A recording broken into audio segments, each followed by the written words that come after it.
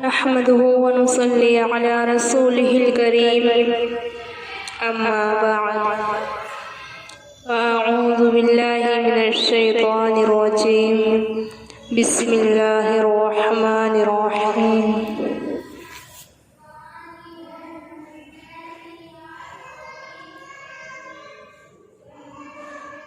مسلمان بھائی اور بہنوں،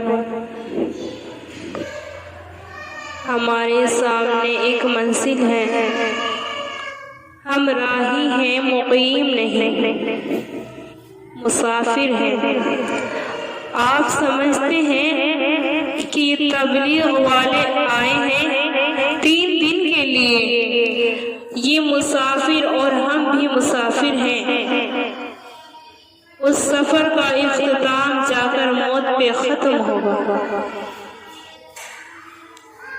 پھر آگے ایک نئی زندگی شروع ہونے والی ہے جس کا اختتام کوئی نہیں ہے۔ اس زندگی کے لیے اپنے آپ کو تیار کرنا ہے۔ یہ عزت کی چیز ہے، کوئی کب تک رہے گا؟ آخر تو جدائی ہے، آخر تو وصال ہے۔ روزانہ اٹھنے والے جنازہ اٹھاتے کہ یہ ٹوٹ جانے کا گھر ہے، پڑی ہوئی میتیں یہ بتاتی نہیں ہیں کہ یہ جگہ جی لگانے کی نہیں ہے۔ ہوش میں آئے تو بڑی خوبصورت دنیا دیکھتی تھی، ہوش میں آئے تو بڑی خوبصورت دنیا دیکھی، پتا بھی نہیں تھا کہ موت کیا ہوتی ہے۔ پھر چاروں طرف دیکھا، وہ دادی مر گئی، وہ دادا مر گیا، وہ نانی مر گئی، وہ نانا مر گیا، پتا چلا یہاں سے لوگ جاتے بھی ہیں۔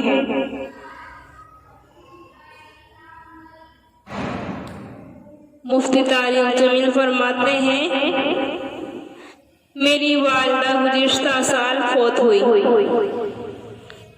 میں حج پہ تھا، ان کی میت پڑی ہوئی تھی اور لوگ رو رہے تھے۔ میری بھتیجی کوئی 3 برس کی ہوگی، وہ میری بیوی سے پوچھتی ہے، چچی یہ لوگ کیوں رو رہے ہیں؟ میری بیوی نے کہا، بیٹی آپ کی دادی اماں فوت ہو گئی ہیں۔ وہ بچی کہتی ہے، فوت کیا ہوتا ہے؟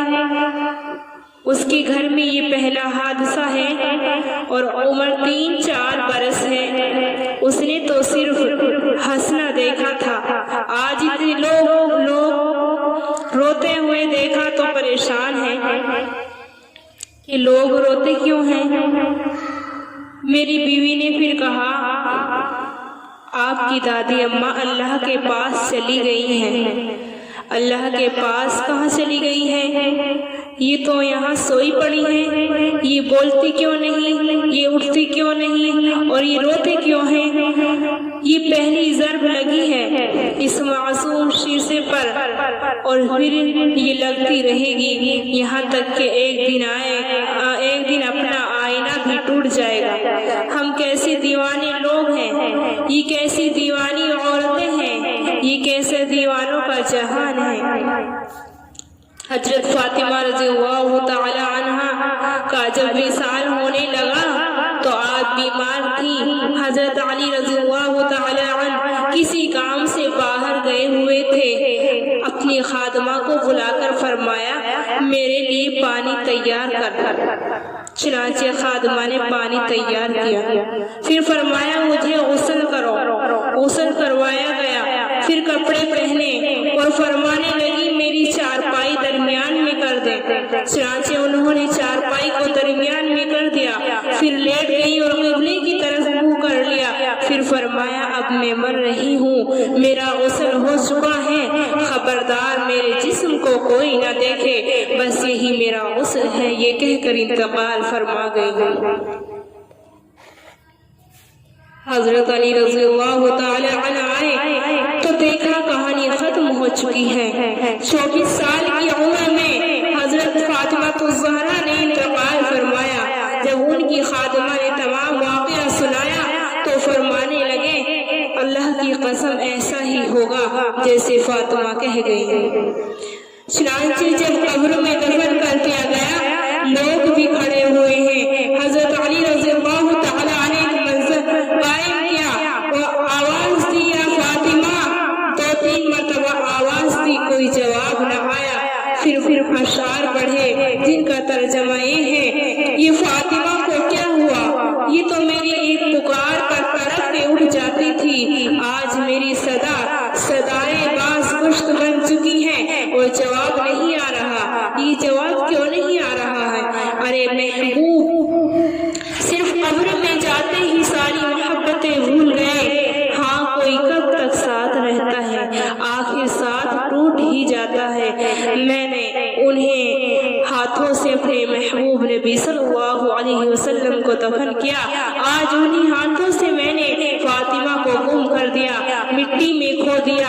مجھ پر یہ بات کھل گئی کہ یہاں کسی کی دوستی سلامت نہیں رہ سکتی، اور ایک دن مجھ پر بھی یہ رات آنے والی ہے جس دن میرا بھی جنازہ اڑ جائے گا، تو رونے والوں کا رونا میرے کس کام کا؟ ہمیں کیا جو تربت میں میلے رہیں گے، کہیں خاک ہم تو اکیلے رہیں گے۔ وہ کون سا سرمایہ ہے جو موت کے بعد کام آئے گا؟ وہ پیسہ تو نہیں ہے، دولت تو نہیں ہے، حسن و جمال تو نہیں ہے، حسب و نسب تو نہیں ہے۔ حسب و نسب کسی کو بچا سکتا تو ابو لہب دوزخ میں نہ جاتا، حسب و نسب کسی کو گراتا تو بلال حبشی رضی اللہ تعالی عنہ جنت میں نہ جاتا، حسب و نسب کسی کو گراتا تو مرابیہ بصری کا قصہ نہ 1300 سال بعد نہ سناتی۔ یہ تو اللہ تعالیٰ پر مر مٹنے کی بات ہے، آگے کیا لے کر جانا ہے؟ تبلیغ اسی بات کی تیاری اور محنت میں ہے، محنت ہے کہ آگے سرمایہ لے جاؤ۔ آگے کا سرمایہ پیسہ نہیں، دولت نہیں، اللہ اور اس کے رسول صلی اللہ علیہ وسلم کو راضی کرنا ہے، اس کی منشا پر مر مٹنا ہے، اس کی خواہش پر اپنی خواہش کو قربان کرنا ہے۔ ہماری بدقسمتی ہے کہ ہم نے ایسے ماحول میں آنکھ کھولی جہاں اپنی خواہش کی پوجا کی جاتی ہے۔ ذرا اس کو دیکھو تو صحیح، ذرا اس کو تو دیکھو، اس مرد کو دیکھو، اس عورت کو دیکھو جس نے اپنی خواہش کو اپنا خدا بنا لیا ہے۔ خواہش کو خدا بنانے کا کیا مطلب ہے؟ جو جی میں آئے وہ کرنا ہے۔ قرآن پکارے نہیں سننا، قرآن پکارے نہیں سننا، شریعت پکارے نہیں سننا، نبی پکارے نہیں سننا، مگر ہم نے جو جی میں آیا وہ کرنا ہے۔ اس کھول سے باہر نکلو میری ماں اور بہنوں، اللہ کے محبوب صلی اللہ علیہ وسلم کی زندگی پر آؤ۔ اس جیسا شفیق کوئی نہیں، اس جیسا مہربان کوئی نہیں، جو امت کے ایک فرد کے لیے رویا ہے، تڑپ تڑپ کر 23 برس گزارے ہیں، اسی نبی کی زندگی کے ہم باغی ہو گئے۔ کوئی ماں مجھے دکھاؤ جو اپنے بچے کے لیے 23 برس ہو رہی ہے، 23 مہینے رو کر دکھا دے، 23 مہینے چھوڑیے، 23 ہفتے رو کر دکھا دے، 23 ہفتے رہنے دیجیے، 23 گھنٹے مسلسل رو کے دکھا دے۔ نہیں پاؤ گے ایسی ماں دھرتی پر، مگر میں بتاتی ہوں 1422 سال پہلے مدینے کو دیکھو، ایک ذات ہے جس پر کائنات بھی فدا اور قربان ہے، جو جہاں قدم رکھتا ہے زمین ٹھنڈی ہو جاتی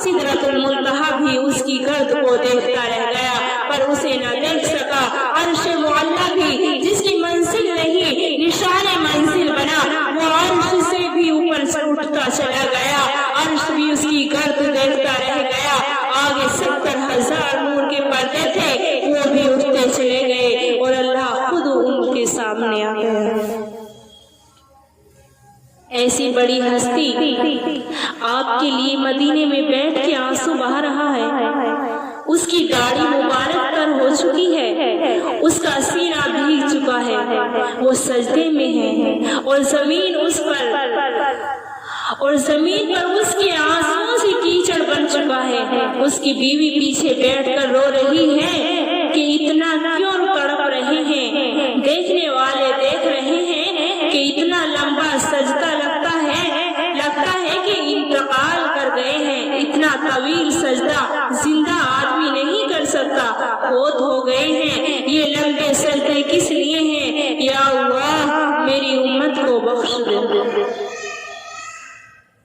اور مزے کی بات یہ ہے کہ صحابہ تو سارے بخشے جا چکے ہیں، ان کی جنت کا تو اللہ تعالیٰ نے ان کی زندگی ہی میں وعدہ کر لیا۔ رضی اللہ عنہم ورضوا عنہ، یہ ہم سے راضی، ہم ان سے راضی۔ سارے صحابہ کے لیے ہم نے جنت کا وعدہ کر دیا۔ حسن جنت کے سردار، حسین جنت کے سردار، فاطمہ جنت کی عورتوں کی سردار، علی کا گھر حضور صلی اللہ علیہ وسلم کے گھر کے سامنے ازواج مطہرات کی قرآن پاک میں عجیب انفرادیت بیان ہوئی۔ اللہ تعالیٰ نے ساری عورتوں کو قرآن میں امرأتن کے لفظ سے خطاب کیا ہے۔ عمران کی بیوی، نوح کی بیوی، لوط کی بیوی، فرعون کی بیوی، لیکن اللہ تعالیٰ نے ہمارے نبی صلی اللہ علیہ وسلم کی بیویوں کو ایک جگہ بھی امرأتن کے لفظ سے خطاب نہیں کیا، بلکہ ہمیشہ لفظ زوج سے خطاب فرمایا۔ دوسری جگہ فرمایا مرضات ازواج، تیسری جگہ فرمایا وازواجہ امہاتہم، کہ میرے نبی کی ازواج ہیں، ہمارے نبی کی بیویوں کو اللہ تعالیٰ زوجہ کہتا ہے۔ چلو نوح اور لوط کی بیویاں تو نافرمان تھیں، مگر ابراہیم کی بیوی سارہ تو فرما بردار تھی، اسحاق کی والدہ، یعقوب کی دادی، یوسف کی پردادی تھیں، وہ تو مقدس ترین عورت ہیں، اس کو بھی اللہ تعالیٰ امرأتن فرما رہے ہیں۔ لیکن ہمارے نبی صلی اللہ علیہ وسلم کی بیگمات کے بارے میں اللہ تعالیٰ فرماتے ہیں زوجۃ زوجۃ، اور امرأتن میں زوجۃ، امرأتن اور زوجۃ میں کیا فرق ہے؟ امرأتن اسے کہتے ہیں جس سے شادی ہو جائے اور آپ کا اور اس کا ایک نسب کا سلسلہ چل پڑے، جبکہ زوجۃ اس شریک حیات کو کہتے ہیں جو خاوند کی ہمراہ بن جائے، شریک غم بن جائے، شریک سفر ہو، شریک حضر ہو، خاوند کی خوشی اس کی خوشی ہو، خاوند کا غم اس کا غم ہو، خاوند کی راحت اس کی راحت ہو، خاوند کا رونا اس کا رونا ہو، خاوند کا درد اس کا درد ہو، خاوند کی آہ اس کی آہ ہو، جو اپنے خاوند کے دم میں دم بھرے، قدم سے قدم ملا کے چلے اور اس کی پناہ بن جائے، اس کا سہارا بن جائے، اس پر فدا ہو جائے، اس کو عربی میں زوج کہتے ہیں۔ اللہ تعالیٰ ہمارے نبی صلی اللہ علیہ وسلم کی بیگمات کو ازواج فرما رہے ہیں اور انہیں خطاب دے رہے ہیں کہ یہ مسلمانوں کی مائیں ہیں۔ اللہ تعالیٰ انہیں عزت دیتے ہوئے فرماتے ہیں اے میرے نبی کی بیویوں، تمہارے جیسی کائنات میں کوئی عورت ہے ہی نہیں۔ اے نبی صلی اللہ علیہ وسلم، آپ کے تو سارے گھر کا مسئلہ حل ہو گیا، پھر کیوں رو رہے ہیں؟ آپ صلی اللہ علیہ وسلم عرفات میں کیوں رو رہے ہیں؟ مینا میں کیوں رو رہے ہیں؟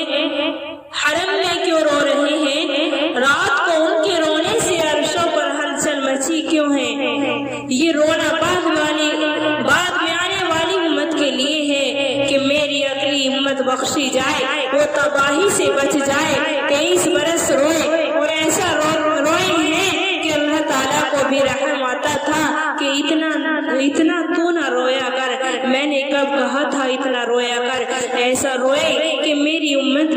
مرد بخشے جائیں، عورتیں بخشی جائیں، بڑے بخشے جائیں، چھوٹے بخشے جائیں، نافرمان بخشے جائیں، سارے سب بخشے جائیں۔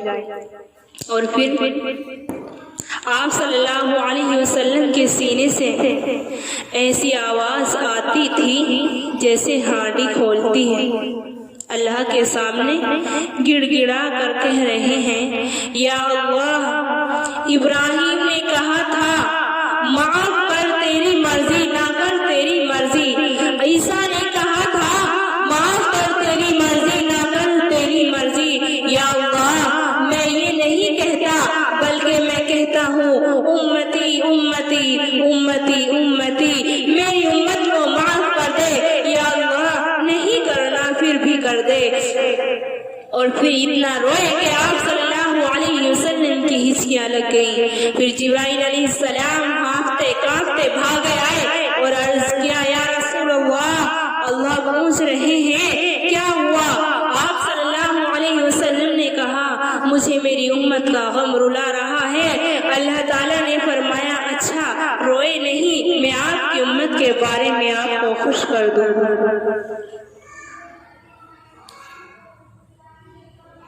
ہمیں اسی کی نافرمانی کرنی ہے، اسی کے طریقے کو ذبح کرنا ہے۔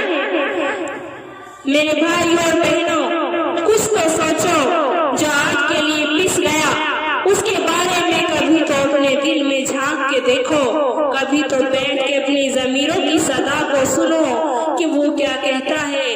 اللہ کی قسم، مردے سے مردہ ضمیر بھی پکارے گا کہ جو کچھ ہو رہا ہے غلط ہو رہا ہے۔ شادیوں میں یہ مہندی کہاں سے آ گئی؟ مہندی کے نام پر شریعت کی دھجیاں اڑا دی اور مہندی کے نام پر فحاشی کے بازار گرم کر دینا یہ کہاں سے آ گیا؟ یہ تو ہندوؤں کی رسم ہے، مسلمانوں نے کہاں سے لے لی؟ کوئی فاطمہ کی مہندی رچی دکھا دے، کوئی خدیجہ کی مہندی کی شمع دکھا دے، کوئی رقیہ زینب کلثوم کی مہندی کی شمع دکھا دے، کوئی فاطمہ کی بارات دکھا دے، کوئی بینڈ باجے دکھا دے، کوئی لڑکیوں کا ناچنا دکھا دے۔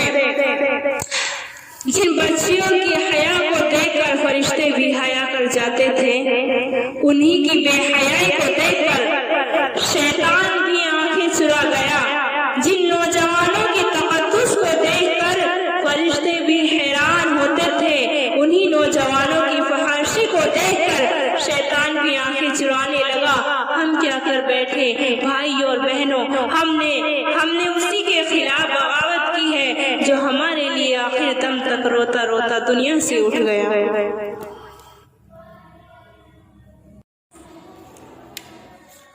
ایک پہر گزر چکا ہے، 12 تاریخ آ چکی ہے، پیر کا دن ہے، کائنات میں وہ حادثہ ہونے والا ہے جو نہ کبھی پہلے ہوا اور نہ بعد میں ہوگا۔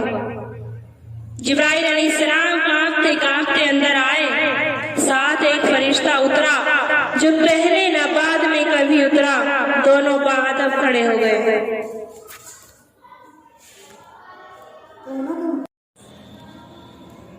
آپ صلی اللہ علیہ وسلم نے پوچھا، کیا بات ہے؟ جبرائیل امین نے عرض کیا، یا رسول اللہ، ملک الموت باہر کھڑے ہیں، اندر آنے کی اجازت مانگ رہے ہیں، اجازت ہو تو آ جائیں ورنہ واپس چلے جائیں۔ ہم کس کی نافرمانی کر رہے ہیں؟ جس کے سامنے ملک الموت بھی دب کے کھڑا ہو جائے، اندر نہ آ سکے۔ آپ صلی اللہ علیہ وسلم نے فرمایا، آ جائے۔ وہ آ گئے۔ ملک الموت بولے، یا رسول اللہ، آپ صلی اللہ علیہ وسلم کے رب کا حکم تھا، اجازت لے کر اندر جاؤں ورنہ واپس آ جاؤں۔ یہ کام پہلے نہیں ہوا اور نہ آئندہ ہوگا۔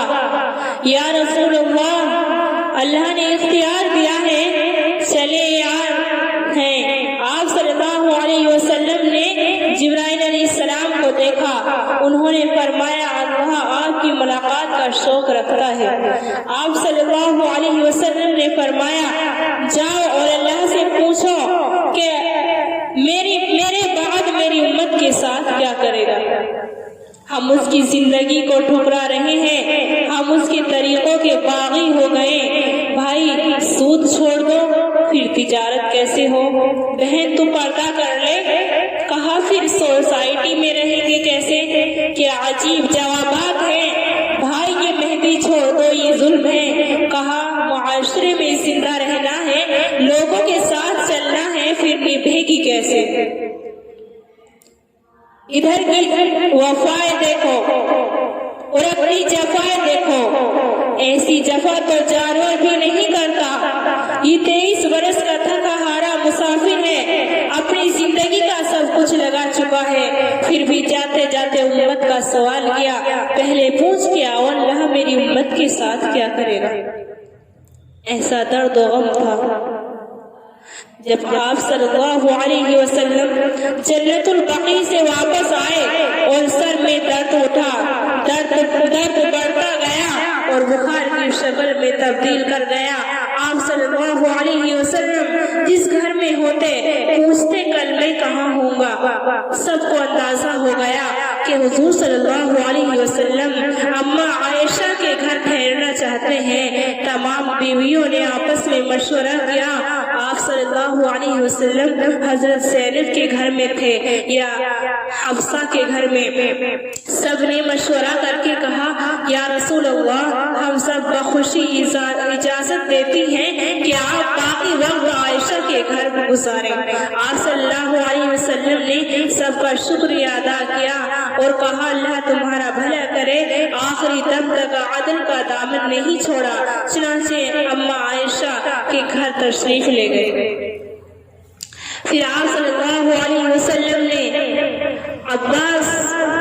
حضرت عباس و علی کو بلایا اور ان کے سہارے مسجد میں تشریف لے گئے۔ منبر پر تشریف فرما ہوئے آپ صلی اللہ علیہ وسلم نے فرمایا، اے لوگوں، میں نے تم میں ایک عرصہ گزارا ہے، اس زندگی میں ممکن ہے میں نے قول و فعل کے اعتبار سے کسی پر کوئی زیادتی کی ہو، میں حاضر ہوں، مجھ سے بدلہ لے سکتا ہے۔ ایسی شفقت تھی، ایسی محبت تھی، جاتے ہوئے بھی یہی سوچ ہے۔ حضرت عائشہ فرماتی ہیں حضور صلی اللہ علیہ وسلم کا سر میرے سینے پر رکھا ہوا ہے، جسم آپ کا دراز تھا۔ آپ صلی اللہ علیہ وسلم نے جبرائیل علیہ السلام سے کہا جاؤ اللہ سے پوچھو میرے بعد میری امت کے ساتھ کیا کرے گا؟ جواب آیا ہم آپ صلی اللہ علیہ وسلم کی امت کو تنہا نہیں چھوڑیں گے، ساتھ دیں گے۔ کہا بس اب میری آنکھیں ٹھنڈی ہیں، اسرائیل اپنا کام کرو۔ اللہ اوپر والوں کا ساتھ دے دے۔ جب حضرت عائشہ نے یہ آواز سنی تو کہا بس اللہ کے رسول ہمارے ساتھ چھوڑ گئے۔ ادھر اسرائیل نے اپنا کام شروع کیا اور عین اس وقت میں بھی اپنے وقت کو اپنی امت کے لیے خرچ کیا۔ اے میری امت کے بیٹے اور بیٹیوں، نماز نہ چھوڑنا، ماتحتوں پر ظلم نہ کرنا۔ آج کتنی عورتیں نمازی ہیں، کتنے مرد نمازی ہیں۔ ماتحتوں، نوکر اور غریبوں سے اچھا سلوک کرنا، نوکرانی پر ظالم نہ بن جانا، اچھا سلوک کرنا۔ چائے کی پیالی ٹھنڈی دے دی تو گالیاں، جھاڑو صحیح نہیں دیا تو پٹائی، یہ ظلم نہ کرنا۔ میری آخری نصیحت ہے کہ غریبوں سے اچھا سلوک کرنا اور نماز کو ہاتھ سے نہ جانے دینا۔ دیکھو تو صحیح ان گھروں میں کیا ظلم ہو رہا ہے، بازاروں میں کیا ظلم ہو رہا ہے۔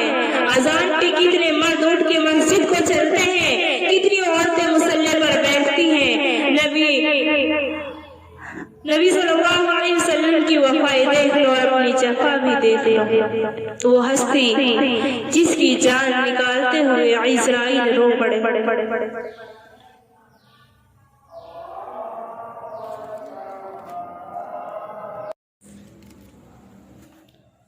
حدیث میں آتا ہے کہ جب اسرائیل علیہ السلام نے حضور صلی اللہ علیہ وسلم کی روح نکالی تو ان کے بھی آنسو بہہ پڑے اور کہنے لگے ہائے محمد، یہی کہتے ہوئے آسمان کو اٹھ رہا تھا اور روتا ہوا جا رہا تھا۔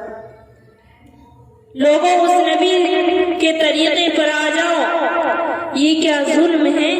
صبح صبح اٹھ کے دیکھو، 4 سال کے لڑکے گلے میں ٹائیاں لٹکائے ہوئے، پتلون شرٹیں پہنے ہوئے اسکول جا رہے ہیں۔ اس معصوم پر کتنے بڑے ظالم ماں باپ مسلط ہیں، جنہوں نے اتنی صاف تختی پر اللہ کے دشمنوں کی تصویر بنا دی۔ وہ اللہ کے دشمن، اللہ کے نبی کے دشمن، آپ کے دشمن آج بھی ان کے ہاتھوں میں دوہری دھار کا خنجر ہے۔ آپ کی نسل کاٹنے کی شہرت کاٹنے کے لیے ان کے ہاتھوں میں سستی نہیں، ادھیڑنے کے لیے ان کے دانتوں میں خم نہیں آیا۔ اتنی تباہی پھیلا کر بھی ان کے دل میں کوئی نرم گوشہ نظر نہیں آیا۔ ان کے طریقے، ان کے لباس، ان کی معاشرت، ان کی زندگی، ان کی طرز کی شادیاں، ایسی جفا تو کتا بھی نہیں کرتا، وہ بھی ایک روٹی کھا کر ساری زندگی آپ سے نبھا جاتا ہے۔ کس معاشرت کو ہم نے خرید لیا، کس کے طریقوں سے پیار کیا؟ اس معصوم بچے کا کیا قصور ہے جو آج سے ہی کافر کے لباس کو پہن کر جا رہا ہے؟ کل جب یہ بڑا ہوگا یہ کہاں حضور صلی اللہ علیہ وسلم کی سنت پر آئے گا؟ یہ کیا اندھیری نگری ہے؟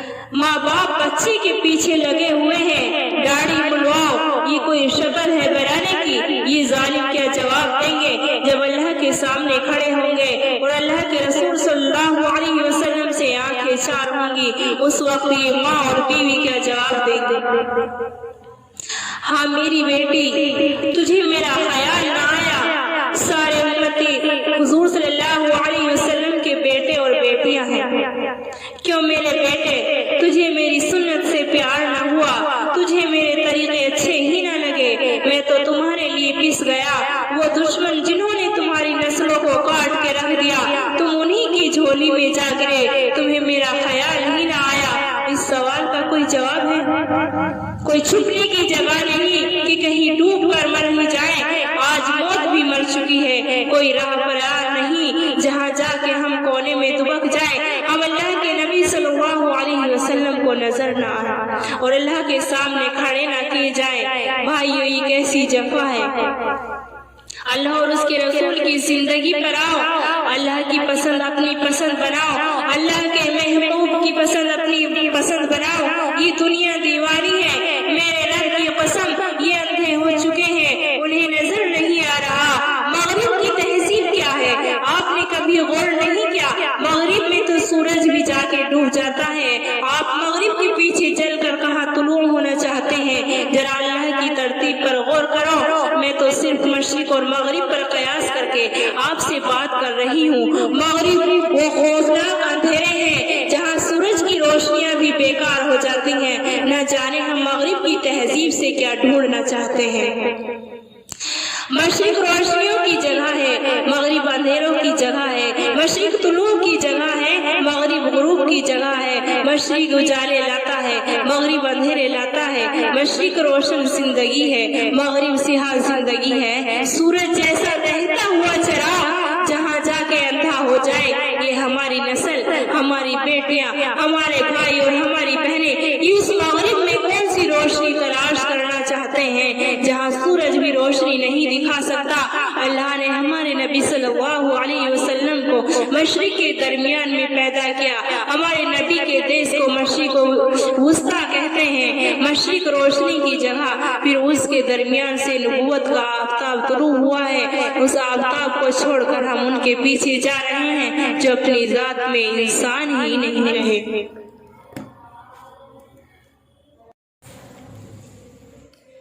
ہم نے تو اپنی تاریخ ہی بھلا دی، ہم نے صرف آج ہی ذلت میں قدم نہیں رکھے۔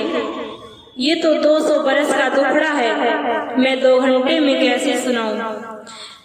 کس طرح ہم اپنی منزل سے بھٹکے اور پھر بھٹکتے ہی چلے گئے، اتنا دور ہو گئے، منزل سے ایسے ناآشنا ہو گئے جیسے کئی کٹی ہوئی پتنگ کہ اسے کچھ معلوم نہیں ہوتا کہ کون سی جھاڑی اس کا مقدر ہے، کون سی تار اس کا مقدر ہے، کون سے بچے آپس میں ٹکرا کے مجھے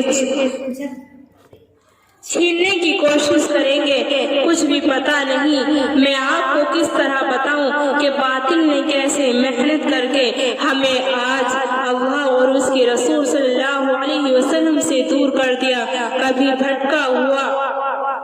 کبھی بھٹکا ہوا